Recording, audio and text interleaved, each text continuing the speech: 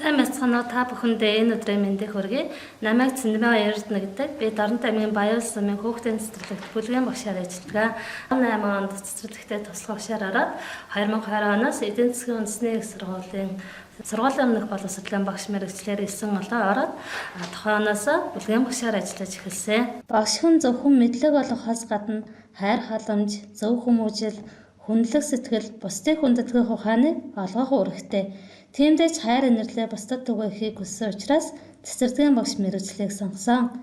Ирээдүйд зөв хүн болж төлөвшөхөд хамгийн ихний боловсролыг олгож байдаг нь цэцэрлэгийн багш мэргэжлийн давуу тал юм аа. Манай цэцэрлэг төсөл тоглоомын арга зүйг хэрэгжүүлдэг. Би энэ жил бага бүлэгтээ ажиллаж байна.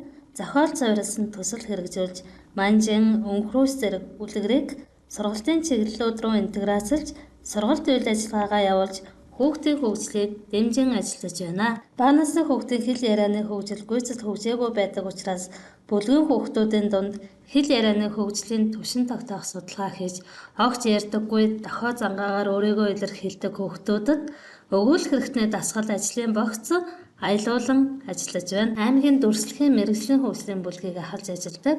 Үүнийхээ хүрээнд зураг зурах арга зүй сургалтанд танхимаар хамрагдаж ирээд багш нартаа түгээн дэлгэрүүлсэн цэцэрлэгийн 12 бүлгийн дүрслэх урлагийн төвийг багш нартайгаа хамтарч тогтчулсан 2023-аас 2024 он, 2024-аас 2025 оны хичээлийн жилийн илтгэлүүдэд цэцэрлэгтээ төрүүлээд бүстэй амжилттай оролцож байсан.